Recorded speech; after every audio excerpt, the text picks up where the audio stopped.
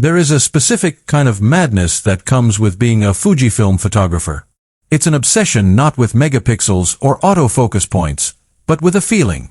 For years, the Fujifilm community has been divided, waiting, and, at times, losing hope. While the XT series and the viral X100 line grabbed all the headlines, the true soul of the brand sat in the shadows. But the wait is officially over. The ghost of the rangefinder has returned.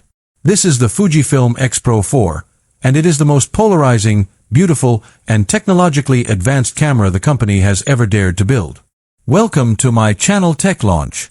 Subscribe my channel and click on the bell icon for the new tech updates. To understand why the X-Pro 4 matters, you have to understand the cult that surrounds it.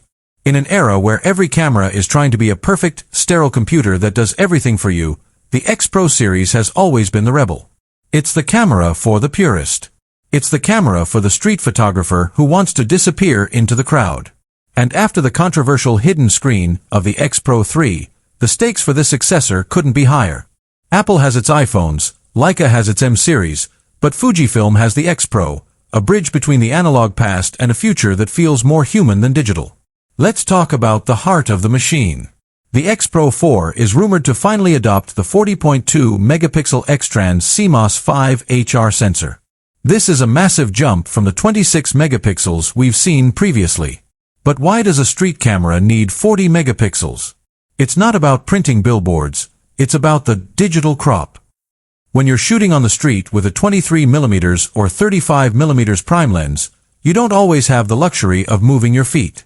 With 40 megapixels and the power of the X Processor 5, you can crop in significantly and still maintain a level of detail that looks like it was shot on a medium format sensor. It turns your prime lenses into versatile storytelling tools. But power is nothing without a soul, and the soul of the X-Pro has always been the hybrid viewfinder. This is where the X-Pro 4 leaves every other camera on the market in the dust.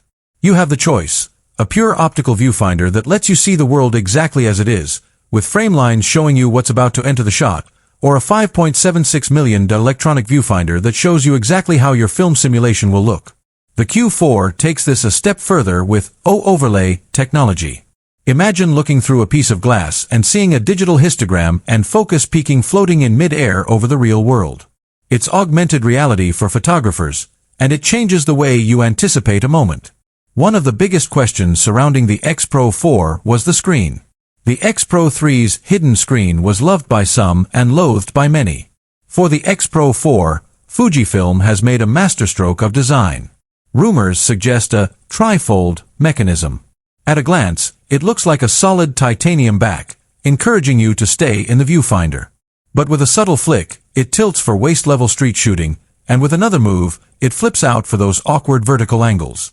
It's the best of both worlds. It stays out of your way when you're in the zone, but it's there when the shot demands it. Now, let's get into the secret sauce: film simulations. Fujifilm didn't just add one or two, they've overhauled the entire engine. The X-Pro 4 introduces a new Reala Ace simulation and a rumored classic -2 that mimics the specific chemical aging of 1980s film stock. But it's the grain engine that is the real star. We are moving beyond digital noise. The X-Pro 4